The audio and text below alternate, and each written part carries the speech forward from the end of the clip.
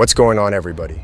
Think you know the Hells Angels? Think again, because inside the world's most feared motorcycle club, there's another layer, a darker one even the angels whisper about.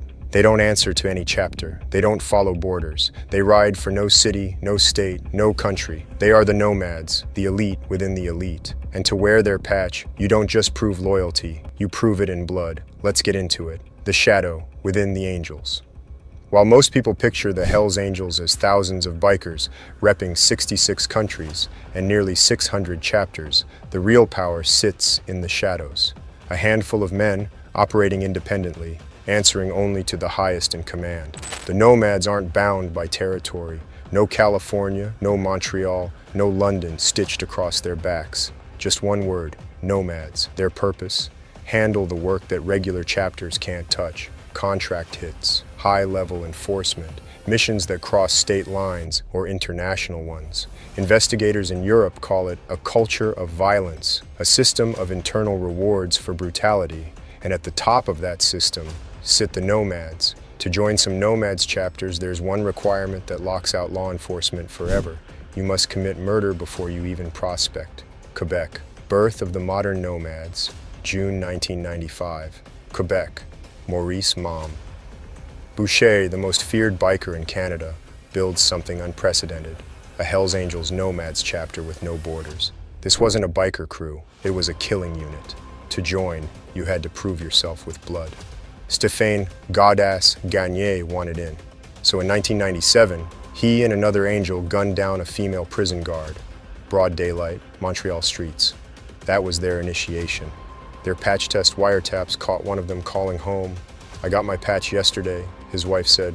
"I'm so proud of you." That murder wasn't random, it was proof. And proof was the foundation of the Quebec Nomads.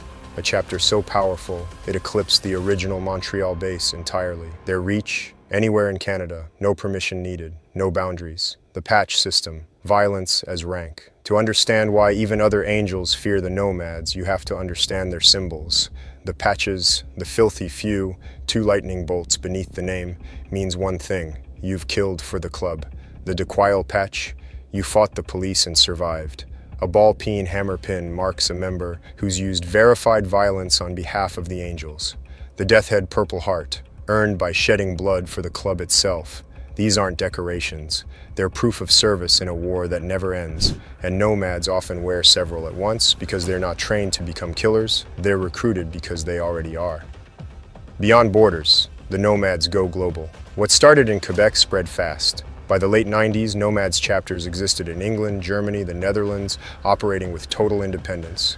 In 1997, English nomad Stephen Grumps Cunningham disappeared after boarding a ferry to the Netherlands. Police say he was murdered by Dutch angels, on contract from his own chapter. His body? Never found.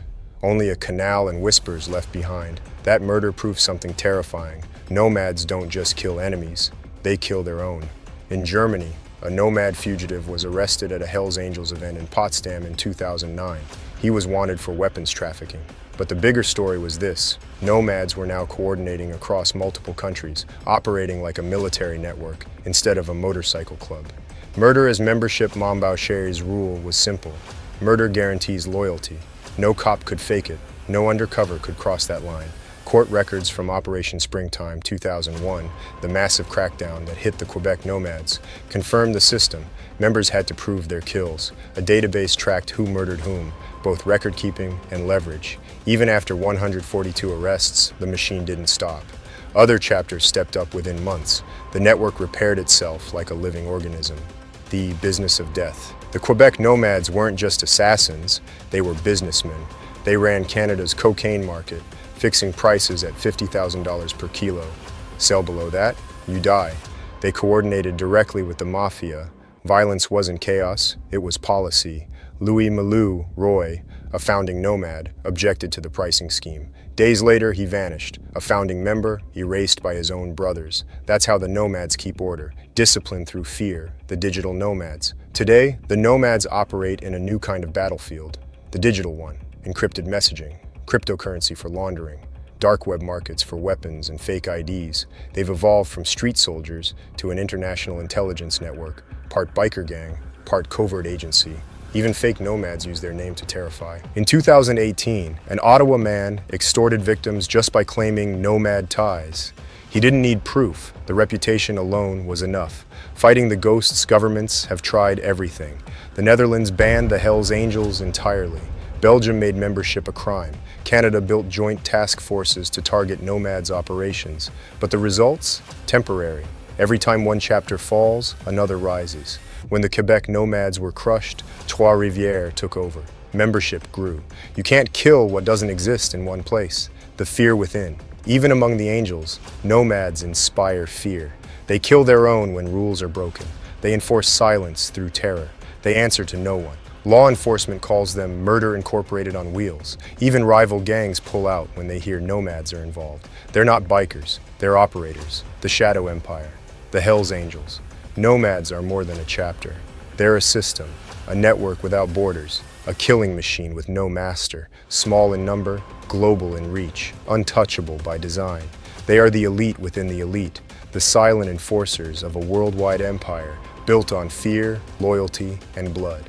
And as long as there are angels, there will be nomads, riding in the shadows,